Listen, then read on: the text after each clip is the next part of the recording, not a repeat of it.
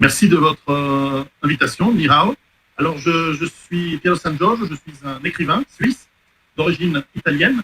Et avant d'être écrivain, j'ai travaillé pendant plus de 20 ans dans les logiciels, dans le high-tech, surtout pour des sociétés américaines. J'ai aussi eu mes sociétés à moi et que j'ai vendues. Et depuis 2005, je me prépare à ce que je crois être l'effondrement économique de l'Occident, donc des États-Unis, d'Amérique du Nord et de l'Europe.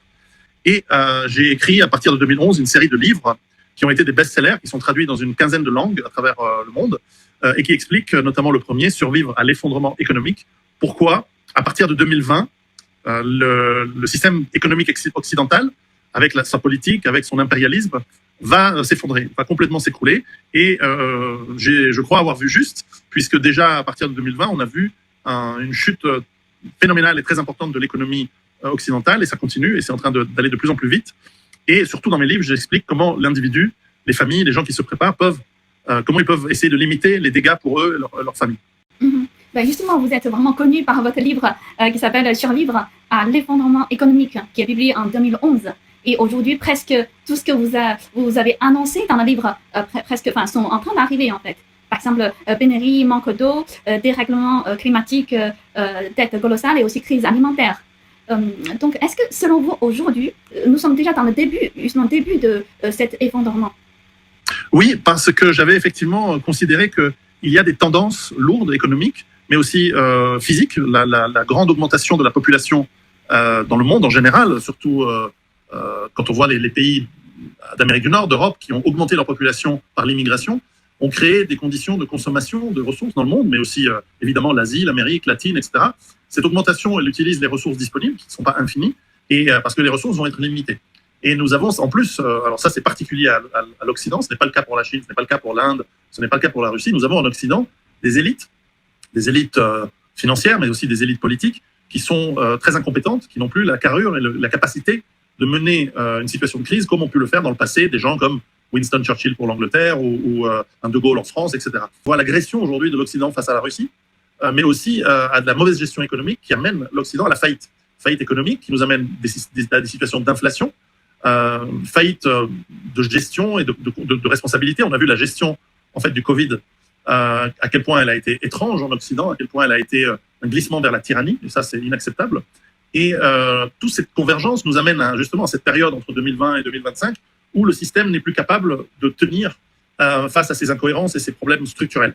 Et donc, nous allons avoir des crises économiques qui amèneront des émeutes, qui amèneront peut-être des révolutions, en tout cas des troubles sociaux qui affaiblissent encore plus l'économie. Et à ce moment-là, nous sommes dans un cycle négatif, un cycle de déclin qui est très, très difficile à arrêter. Et je ne connais pas beaucoup de civilisations dans l'histoire qui ont réussi à arrêter le cycle. Parfois, il faut descendre très, très bas. Vous connaissez l'histoire de votre immense civilisation chinoise qui a eu des périodes d'extrême développement, puis des périodes de déclin, redémarrer et repartir. Peut-être c'est ce que nous ferons à ce moment-là en Occident, en Europe, d'ici quelques décennies, d'ici quelques siècles. Peut-être que la Chine ou la Russie nous aideront, mais certainement nous sommes dans une phase de déclin. Moi, j'appelle ça un effondrement parce que nous allons voir des troubles qui vont amener beaucoup de violence. Et je pense, je ne l'espère pas, mais je pense à une baisse de la population assez importante. C'est-à-dire l'effondrement peut provoquer une réduction de population de 50 à 80% en Europe. C'est possible, en Amérique aussi. C'est tout à fait logique parce qu'à partir du moment où un chaos économique dépasse une certaine taille, en fait, elle empêche les circuits d'approvisionnement de nourriture, de médicaments, de carburant de fonctionner correctement. Et très rapidement, lorsque ceci s'arrête, eh bien, les villes n'ont plus de nourriture, n'ont plus de pièces détachées pour faire fonctionner les machines. Et très vite, on se retrouve dans des villes qui sont à l'arrêt, qui ne fonctionnent plus, où l'eau courante peut disparaître, l'électricité avec des pénuries et voire des arrêts, chose qu'on nous annonce déjà cette année. Et tout ça amène, évidemment, s'il n'y a plus de nourriture au bout de quelques jours, à des situations de panique, à des situations peut-être de violence extrême, de conflit. On ne peut même pas appeler ça une guerre civile, parce que c'est un peu un conflit de tous contre tous pour les ressources qui restent. Et donc, depuis 2011, je le dis à tout le monde, il faut quitter les villes. Il ne faut plus vivre dans les grandes villes européennes ou d'Amérique. Il faut aller plutôt dans les campagnes, tisser son réseau, mettre en place des systèmes d'autonomie et de résilience autant que possible, et en fonction évidemment de vos moyens, de vos situations familiales et économiques, et donc de développer cette autonomie pour vous préparer à cette période difficile qui est déjà en train de démarrer. Il n'est jamais trop tard pour commencer à se préparer, mais là, il faut commencer à se dépêcher parce qu'on se sent tous que cet hiver, l'hiver 2022-2023, va être très très difficile en Europe. Justement, quelle est votre prévision pour les 6 prochains mois? Alors mon travail, c'est de faire plutôt avoir une réflexion sur les tendances à long terme. Et donc c'est toujours très difficile de faire des prévisions car on s'expose d'abord à se tromper. Et puis à 6 mois, c'est toujours une période assez court terme. Mais il est évident que nous allons avoir, à moins de retour à la raison, par exemple des leaders de l'Union européenne par rapport à l'approvisionnement en énergie de la Russie, notamment en gaz, un hiver où les industries vont travailler au ralenti ou à l'arrêt, où les foyers, les ménages vont avoir de la peine à se chauffer. Et si c'est peu grave pour le sud de l'Europe, c'est très très grave pour les pays d'Allemagne, du Nord, de la Pologne par exemple, ou même l'Angleterre. Car on voit déjà aujourd'hui en premier effet les prix qui ont augmenté de manière gigantesque et qui sont impayables pour la plupart des gens. La plupart des gens ne vont pas réussir à payer ces coûts d'électricité, de gaz, etc. Et donc on va aussi avoir, justement, je parlais de ces révoltes, très possibles de la population contre cette mauvaise gestion de leurs gouvernants depuis 30 ans. Depuis 30 ans, l'Europe est extrêmement mal gérée. C'est de l'idéologie avant tout et non pas de la raison économique ou du pragmatisme. Et on sait bien à quel point les idéologies, dans le passé, on a pu voir le communisme, on a pu voir le fascisme, le nazisme, elles ont amené les populations qui ont suivi cette leadership, ces partis, dans des catastrophes qui sont parfois de la guerre civile, et parfois simplement un niveau économique qui fait que le mécontentement est tel que les gens sont heureux quand le système s'arrête. C'était le cas de l'Union soviétique. Et en plus, il faut ajouter à ces situations la réalité que nous avons forcé depuis 30 à 40 ans des populations très différentes à vivre ensemble de force, à coup de subventions, en fait, d'aide sociale. Et ces populations qui ne s'aiment pas toujours, eh bien, elles risquent de créer des conflits très graves lorsque les ressources s'arrêtent, les subventions s'arrêtent, ou que à cause de l'inflation, les subventions ne couvrent pas le minimum vital. Là, on risque d'avoir des violences extrêmement graves, extrêmement importantes, qui peuvent ressembler à ce qu'on a vécu en Yougoslavie au début des années 90 et au Kosovo en 99. Et là, évidemment, c'est quelque chose que l'Europe n'a pas connu depuis 1945.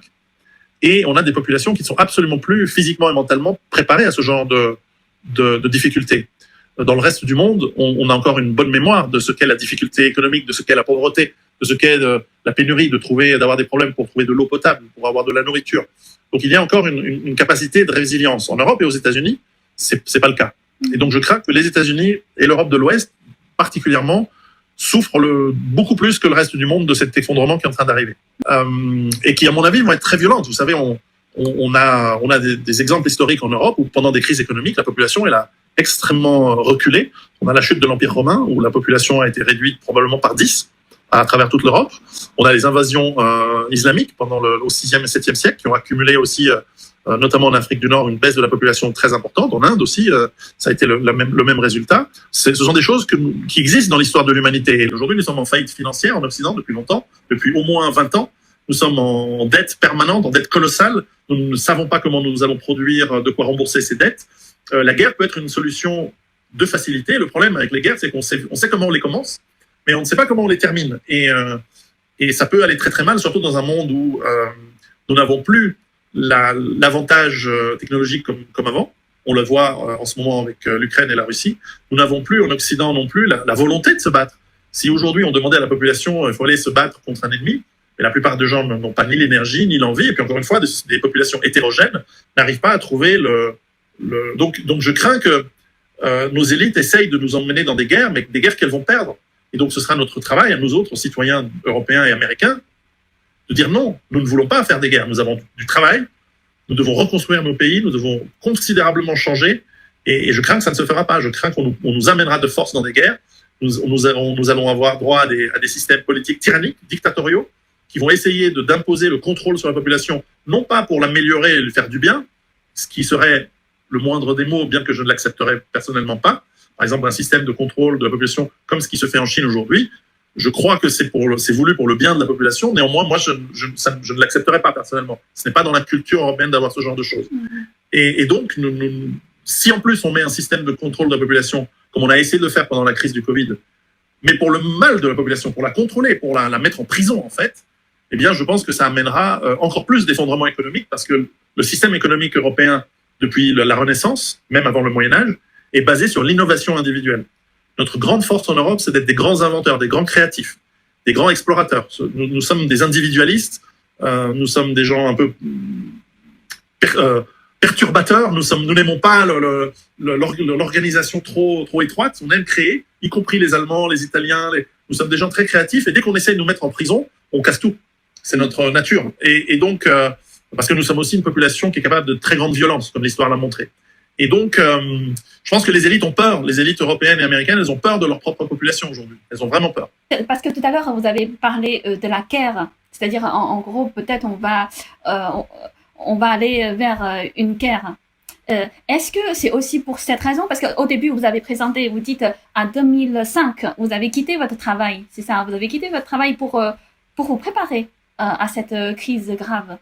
Oui. Et donc là, je vous parle depuis ma ferme, où je suis en ce moment. Donc, j'habite dans une ferme dans les montagnes suisses, où je suis dans le confort moderne, bien sûr, mais où je travaille à avoir ma propre production de nourriture, d'eau potable, bien sûr, et d'électricité aussi, de chauffage. Et en fait, je reviens à des technologies peut-être d'il y a 50 ans, plus anciennes, qui nous permettent de chauffer les maisons avec du bois que je coupe moi-même. Alors, c'est un peu de travail, bien sûr, mais ça me donne cette sécurité, cette assurance que moi et ma famille, en cas de crise ou d'aggravation de la crise qui commence déjà aujourd'hui, eh bien, on va pouvoir passer, en tout cas, une durée assez longue, s'il le faut, de temps difficiles. Mm-hmm. Et donc, après, nous sommes en Suisse, donc la Suisse a une culture de défense organisée au niveau de milices de pays. Et donc, nous avons aussi une capacité à nous défendre qui est assez élevée. Ce qui n'est pas toujours le cas en Occident. C'est par exemple en Angleterre où les armes sont de plus en plus interdites, même en Australie, par exemple, ou bientôt en Nouvelle-Zélande. Heureusement, ce n'est pas le cas aux États-Unis ou dans l'Europe de l'Est où les gens sont encore capables de se défendre.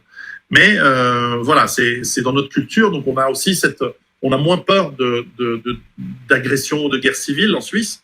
Mais en revanche, quand on regarde la France ou l'Angleterre, peut-être la Belgique aussi, certainement, moins l'Allemagne, mais enfin, on voit qu'il y a des problèmes extrêmement graves de risques de violence extrêmement étendus à l'intérieur des mêmes pays. Donc, vouloir aller en guerre, ça peut être une tentative illusoire, à mon avis, mais une tentative de souder la population dans un seul bloc contre un ennemi externe. On voit que le système médiatique, le système étatique essaie de nous dire, voilà, le danger est là et peut-être que bientôt, on devra organiser une guerre, etc. À mon avis, ce sera un échec et la population, voire même les armées occidentales, n'iront pas se battre contre la Chine ou contre la Russie, ou en tout cas, il y aura des mutineries ou des problèmes extrêmement graves qui affaibliront encore plus le peu qui reste de notre puissance, en fait, en Occident. Mm-hmm. Et j'aimerais aussi vous demander comment vous avez pris cette décision, parce que comme vous dites au début, vous étiez un cadre supérieur dans une entreprise haute technologie et vous avez un salaire vraiment confortable. C'est oui. Quoi, c'est 250 000 euros Oui, à l'époque, oui. Donc c'est vraiment un très bon travail, bien payé. Et comment vous avez pris la décision? C'est quoi qui vous avait poussé? Vous dites, ah non, il faut que je m'arrête de cette vie comme ça, il faut que je me prépare, vraiment, c'est urgent. Parce qu'un travail dans des entreprises qui en plus deviennent de plus en plus avec une gestion folle, là aussi on le voit dans les entreprises, où on passe plus de temps à faire des formations pour nous expliquer, en fait on ne sait pas très bien qu'est-ce qu'une femme, qu'est-ce qu'un homme, ou où on nous explique que ce n'est plus la performance et le résultat qui compte, mais c'est la couleur de la peau. Moi je pensais qu'on avait fini avec le racisme il y a à peu près 50 ans, mais non, on nous explique que les races n'existent pas, mais elles existent quand même, et qu'il faut être soumis, et qu'il faut s'excuser sans arrêt. Enfin, c'est inacceptable. Nous, on est dans une société, on est dans une entreprise pour faire des affaires, pour vendre, pour faire du profit, pas pour jouer à la repentance ou je ne sais quoi. C'est des trucs de maternelle. Ça, c'est inacceptable. Donc déjà, j'ai vu cette tendance arriver là. Et puis ensuite, vous savez, gagner bien sa vie, mais se retrouver ensuite piégé dans une ville en émeute et en révolte, et peut-être mourir. Bon, finalement, je préfère gagner considérablement moins, 10 fois moins, mais être dans un endroit où je suis au calme, où je suis avec très peu de stress, où je me retrouve avec mes amis et surtout avec ma famille, et où, bon, s'il devait arriver quelque chose de dangereux, on sait comment réagir et on sait comment être prêt. Mm-hmm. Donc, depuis 15 ans, qu'est-ce que vous avez préparé réellement? Vous dites tout à l'heure, vous êtes chez vous beaucoup de choses.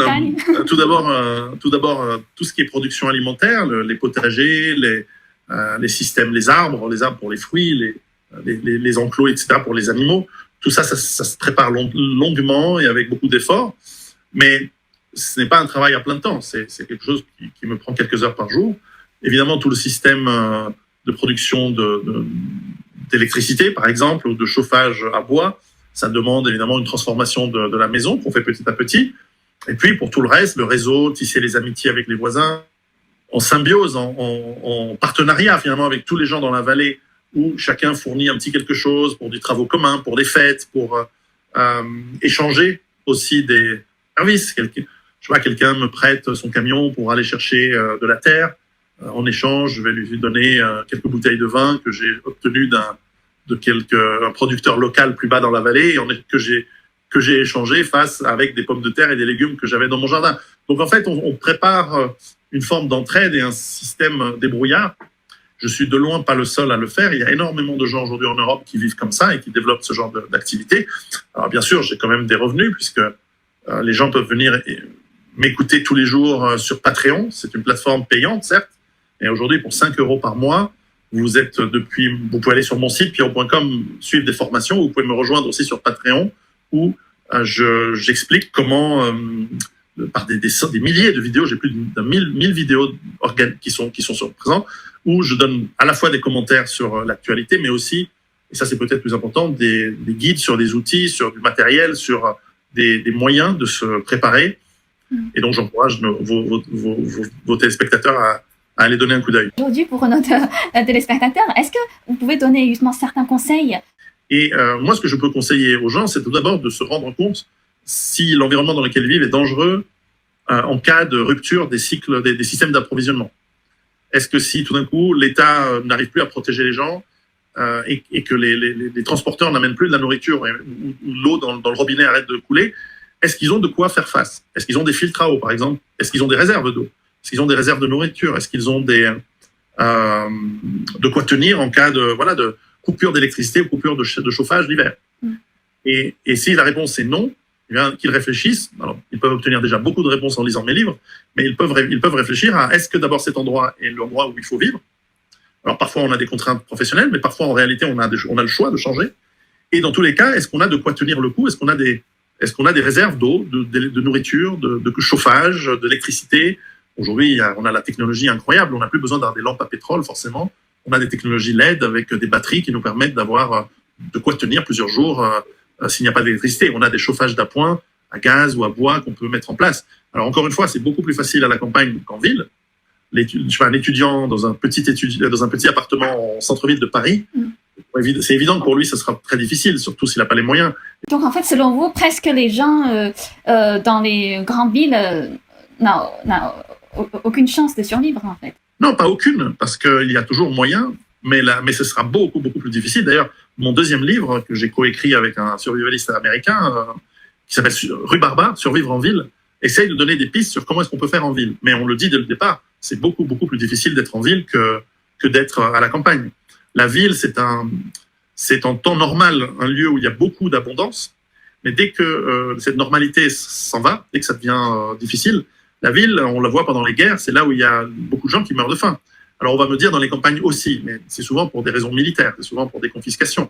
Et c'est bien pour ça qu'on dit aux gens de s'organiser pour se défendre. Si tout d'un coup, l'État décide de venir confisquer la nourriture dans les campagnes pour nourrir les villes, il ne faut pas se laisser faire, par exemple. Vous pouvez lister justement quelques éléments, c'est-à-dire vraiment fondamentaux et basiques pour les gens, tout le monde, quel que soit en ville ou dans la campagne, on peut préparer ça. Alors, par exemple, moi, j'ai structuré, parce que je suis quelqu'un qui est assez structuré mentalement, donc j'ai structuré en 7 catégories les types de préparation qu'il faut prévoir. Donc, l'eau, nourriture, hygiène, santé, énergie, connaissance, défense et lien social. Donc, ça fait 7 éléments. Et dans chacun de ces éléments, eh bien, on peut commencer petit. Par exemple, pour l'eau, la chose la plus simple, c'est d'avoir plusieurs packs d'eau. Pour commencer petit dans la nourriture, c'est quelques boîtes de conserve, des pâtes, du riz en plus, qu'on met dans une armoire. Pour l'énergie, ça peut être une petite chaufferette à gaz, avec du gaz pour 2-3 semaines, par exemple. Pour l'hiver, avoir un pull supplémentaire et des couvertures en laine. Parce que le chauffage à 25 degrés dans les appartements, c'est pas dit que ce sera toujours possible. Par exemple, pour les connaissances, est-ce que vous avez des compétences dans autre chose que votre métier du tertiaire? c'est bien d'être comptable, c'est bien de savoir faire des tableurs Excel, mais est-ce que vous avez des compétences pour, je sais pas, de la mécanique, réparer un vélo, parce que vous allez peut-être avoir besoin de votre vélo lorsque votre voiture marche pas, par exemple. Est-ce que dans la défense, est-ce que vous savez comprendre une situation où vous êtes en danger? Est-ce que vous savez évaluer le type de danger qui peut vous arriver dessus? Et est-ce que vous savez y répondre par le fait de vous cacher, par le fait de fuir, ou éventuellement de combattre? Est-ce que vous savez faire tout ça? Avant de s'acheter un fusil, est-ce que vous êtes déjà, est-ce que vous êtes capable de comprendre une situation où vous êtes en danger? C'est pas toujours le cas aujourd'hui.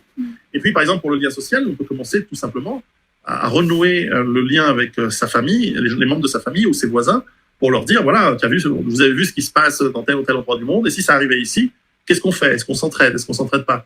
Alors, rien ne sert de commencer en parlant de fin du monde, parce qu'il ne s'agit pas du tout de ça, mais on peut commencer par exemple, en allant proposer je sais pas, peut-être on peut cuisiner quelque chose pour son voisin, l'inviter une fois prendre un café, et tisser ce lien et comprendre, ah oui, tel voisin c'est un médecin, tel voisin est, je sais pas, ingénieur, ou l'autre est mécanicien. Ah, je savais pas.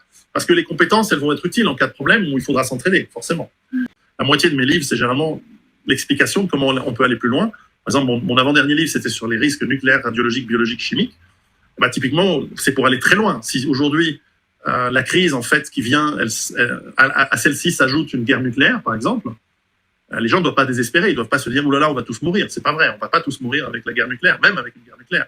Eh ben, on va pouvoir se préparer. Et je t'explique, dans différentes situations, qu'est-ce qu'on doit faire, à quel moment il faut sortir, et à quel moment il faut se cacher, à quel moment il faut rester dans sa cave, et à quel moment il faut aller sur son toit. C'est pas du tout les mêmes scénarios. Et en fait, la différence est subtile, mais une fois qu'on a compris, la préparation est très facile. Ça, c'est l'avantage. En fait, c'est très facile de s'en sortir dans le cas de problèmes chimiques, de problèmes nucléaires, etc. Alors qu'on nous a dit depuis toujours que c'était la fin de l'humanité, la fin du monde, etc. Alors, pas du tout, du tout. Et donc, voilà, les personnes préparées s'en sortent mieux en général. Et vous pouvez juste dire tout à l'heure, c'est à quel moment, quand il y a la crise nucléaire, c'est quel moment il faut sortir?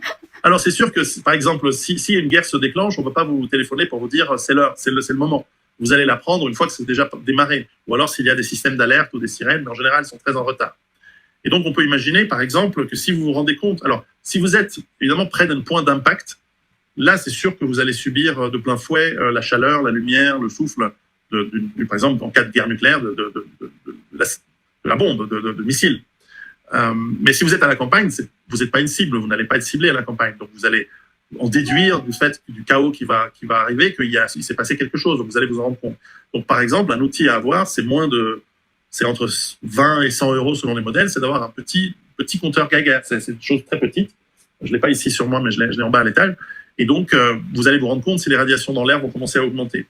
Et de toute façon, dans ce cas-là, il faut se préserver des poussières qui retombent. Donc, il faut fermer la maison, fermer les fenêtres, colmater toutes les embrasures et se préparer à rester pendant quelques semaines à l'intérieur et attendre que les pluies, qui inévitablement arrivent tôt ou tard, vont nettoyer l'atmosphère, le sol de ces poussières qui sont contaminantes et contaminées. Et donc, à ce moment-là, il faut rester pendant 2-3 semaines à l'intérieur. Donc, ne pas sortir, ne pas avoir de quoi se nourrir et vivre à l'intérieur. Ça, c'est l'exemple classique. Dans l'exemple où vous êtes en ville et vous êtes près d'une usine chimique qui a un accident et que là, c'est l'opposé. Il faut surtout pas rester à l'intérieur si le gaz chimique arrive chez vous. Il faut soit monter le plus haut possible dans un immeuble ou sur le toit, parce que les nuages généralement chimiques sont plus lourds que l'air.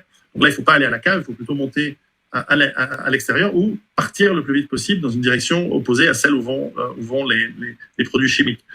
Donc, beaucoup de gens qui vivaient à Rouen il y a 2 ans lorsque cette usine chimique a brûlé, eh bien, ont parfaitement réagi parce qu'ils avaient lu mon livre sur les problèmes nucléaires, radiologiques et donc chimiques aussi. Et donc, ils ont parfaitement réagi. Donc, j'ai beaucoup de témoignages de gens qui m'ont dit dès que ça a commencé à brûler, on a fait en sorte de ne pas se retrouver là où les produits chimiques retombaient sous forme de pluie noire, de pluie remplie d'hydrocarbures brûlés, qui sont très toxiques en fait. Alors, évidemment, ça a été étouffé, personne ne parle des retombées de ça, mais il y a des empoisonnements importants. Et donc, on veut éviter ça, évidemment. Que vous faites partie de la population libre et autonome, mais certains États considèrent les personnes libres et autonomes comme des ennemis. Eh oui, parce qu'avec la liberté vient aussi l'incapacité d'être gouverné par un État fort centralisé. Parce que l'homme libre, il n'a pas besoin d'un État fort et centralisé. Il dit, mais j'ai pas besoin, moi je vis très bien, j'ai pas besoin de subventions, j'ai pas besoin d'argent, merci, mais j'ai pas besoin non plus qu'on vienne me dire ce que je dois faire ou pas faire, ou comment je dois parler, comment je dois m'habiller, etc. Laissez-moi tranquille. Alors évidemment, il y a des limites à la liberté, et cette limite, c'est de la sagesse qui nous l'amène. C'est qu'évidemment, la liberté, c'est pas faire ce qu'on veut. La liberté, c'est assumer ses responsabilités par rapport à ce qu'on fait. C'est très important, c'est qu'il y a la liberté, elle n'existe que parce qu'il y a des responsabilités qui vont avec. Et ça, c'était très bien compris pendant des siècles.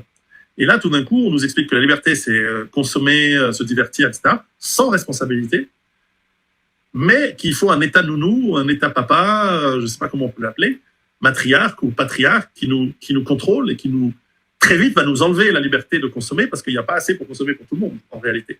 Et donc, une fois que le contrôle sera mis, de là à dire qu'il peut se débarrasser de la population, je pense que le pas peut être vite franchi. Mais quelle est votre observation concernant justement aux Pays-Bas? Il y a aussi des mesures qui sont... Voilà. Ouais. C'est un exemple tout à fait intéressant où l'État, ça c'est aussi typique du fait que l'État s'impose dans l'économie. Mais il y a 40 ans, l'État a décidé de subventionner les industries pour que les Pays-Bas, qui sont un petit pays, deviennent un grand producteur et exportateur agricole et qui produit beaucoup de pollution et de déchets, il faut le dire. Mais maintenant, parce que tout d'un coup on se dit, parce que l'idéologie a changé, maintenant l'État change les lois pour finalement forcer à la faillite toute l'industrie agricole qui a investi dans des systèmes de production qui ne fonctionnent qu'avec un certain niveau d'énergie, un niveau de productivité et un niveau de pollution. Donc là, on leur dit, bon, c'est fini. Mais évidemment qu'ils se révoltent, parce que ces gens, ils doivent vivre, ces gens, ils ont des familles. Alors moi, je suis le premier à critiquer l'agriculture industrielle, y compris celle des Pays-Bas. Et je pense qu'effectivement, l'erreur, c'était de les pousser à surinvestir et faire de l'industrie, de la production industrielle lourde. Enfin, aux Pays-Bas, on produit des tomates en plein décembre, alors qu'il fait nuit toute la journée là-bas. Et ils ont des lampes pour fabriquer des légumes toute l'année, etc. Bon, c'est absurde. Mais ce sont quand même des humains, des familles, des gens qui ont investi et on ne peut pas leur dire du jour au lendemain, il faut arrêter. Il faut laisser faire le marché et petit à petit, de manière progressive, ceux qui avaient envie de faire de l'industriel, ils faisaient de l'industriel. Et le jour où le besoin change, ils payent le fait d'avoir fait des mauvaises décisions. Et ceux qui continuent à faire du bio et du local, parce qu'on peut produire aux Pays-Bas plein de choses localement et très bien, parce que c'est un pays avec beaucoup d'humidité, et puis donc on peut produire certains types de produits, de légumes, etc. Mais pas à l'échelle industrielle, mais ils auraient pu vivre très très bien. Alors certes, ça veut dire que la population devrait payer sa nourriture plus cher, mais après tout, c'est important de bien se nourrir. Mais là, au lieu de faire cela, l'État, en fait, il joue le chef d'orchestre, il joue le dictateur, il décrète quelle industrie doit vivre et quelle industrie doit mourir. Et souvent, derrière, on voit que c'est des groupes financiers qui rachètent ensuite les terrains agricoles, qui rachètent les produits, et le jour où ils en ont acheté suffisamment, tout d'un coup, on voit que les lois qui avaient forcé les paysans les agriculteurs à la faillite, tout d'un coup, ces lois sont abolies, et tout d'un coup, il y a cette consolidation, et on voit des grands groupes industriels avoir tout raflé pour pas cher, et faire à ce moment-là des bénéfices importants, parce que nous ne vivons même plus en Occident dans un système capitaliste. C'est une sorte de connivence entre des groupes industriels et les politiciens, et avec des histoires d'argent et de corruption, on arrive, en fait, comme pendant l'Empire romain, ça a été des périodes pareilles, où en fait les grands propriétaires terriens rachetaient les petits en forçant l'État, en forçant l'État centralisateur de ne pas acheter leurs produits, et donc ils faisaient faillite, et les grands propriétaires les rachetaient, et finalement mettaient en esclavage les petits, et donc il fallait faire des réformes agraires régulières c'était quelque chose que Jules César a voulu faire d'ailleurs, c'est pour ça qu'on l'a assassiné, c'est qu'il était du côté de la population, et pas des riches.